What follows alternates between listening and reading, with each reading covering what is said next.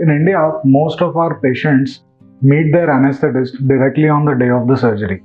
There is not much awareness about the term pre-anaesthesia checkup, that is PAC. So, Dr. Roshni, what do you recommend? How soon should a patient be meeting you before surgery? Is it compulsory to meet your anesthetist before the surgery? Hello everyone. So today we're talking about pre-anesthesia checkup, that is PAC. So what it exactly means is prior to your surgery, either a day prior or on the day of surgery, before inducing anesthesia, the anesthesiologist will be asking you certain questions. The best thing to do in such a scenario is to be honest, because the anesthetist wants to know what is your history, what kind of drugs you are taking, are you allergic to some kind of foods, some kind of drugs, are you addicted to something. All these questions are very important because the type of anesthesia and the drug and the dosages of the drugs are going to be decided on the basis of your history. The only policy to be followed over here is being honest and truth with your doctor. Then only you will experience a safe anesthesia and the anesthesiologist will be able to sail you through safely throughout the process of surgery. There is a common misconception that for a spine surgery, you require total anesthesia. In other words, there is something known as general anesthesia, wherein you are completely unconscious. So in your practice, is it mandatory that all surgeries require general anesthesia, or there are some other options available? Yes. So in general, anesthesia is divided into certain types. That is a general anesthesia, where there is complete anesthesia given. There is regional anesthesia, where spinal or epidural anesthesia is given, and one is local anesthesia.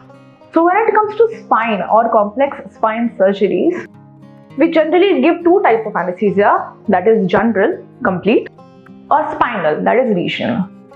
So depending on the type of surgery, the type of patient and different determining factors, the anesthesia can be given in both types and both are equally safe for the patient. Both general and spinal anesthesia are safe for the patient. Does regional or local anesthesia have some advantages over general anesthesia? Yes. So now is the era of ERAS, ERAS, Enhanced Recovery After Surgery. So what it means? It means that now we have evolved into a multidisciplinary approach where we are making it a point that right from pre-operatively, intraoperative and post-operative, we are concentrating on immediate patient mobility and restoring the physiology. Matlab kya? Means minimum intervention to the patient's physiology, fast mobility, minimum drugs, painless anesthesia and smooth surgeries given. In all this, where does the spinal anesthesia play a role? Because in spinal anesthesia, we are giving anesthesia only to the half part of your body. You will be put to sleep. Because it's a limited time of anesthesia, immediately post surgery you will be awake. You will be consuming water. The anesthesia will wear off in 2-3 hours. You will be mobilizing. In spite of being in a spinal surgery or in a spine surgery, in spite of giving a spinal anesthesia, within few hours you will be walking, you will be talking. You won't be having any complications related to general anesthesia. So currently, if we look at our practice, we are shifting gradually from general anesthesia to more of regional anesthesia cases. Even with Dr. Roshni, we have experienced that shift where patients demand that they want to be awake during the surgery. We have had cases where the patients are so relaxed in a local anesthesia that they are even okay to watch their own surgery on the monitor. Yes. From long admissions, today is the era of daycare procedures, wherein you get your surgery in the morning and you are discharged on the same day. This also is a part of ERAS, that is the Enhanced Recovery Program. So regional anesthesia rather than GA helps you to achieve that goal. So we did discuss what is your role to play before the surgery as well as during the surgery. Do you have some role to play even after surgery in the post-recovery period? Yes, because that is where patient will be screaming with our name. Pain. That is the first thing which comes to the patient once the surgery is finished. So yeah, the anesthesiologist role plays a big role for controlling pain in a post-operative period. We do have different modalities with us. Dr. Nandan and our team, we make it a point that post-operative till the time of discharge, patient has to be pain-free and mobilizing. That is the main motto when it comes to post-operative care of our patients. So that is one more benefit of a spinal or a regional anesthesia, because the pain effect lasts for a long time even post-procedure.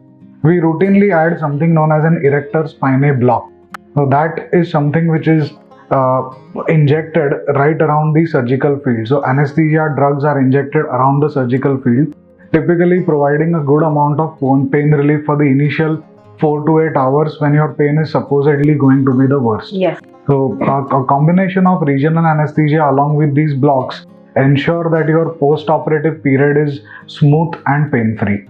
Generally, it was seen before that post-anesthesia around 2, 3, 4 hours after the surgical procedure, patient starts having pain and uncontrollable pain. But because we have evolved and we have added this erector spinae block and different opioids and other things like patches, there are different kind of patches for pain relief.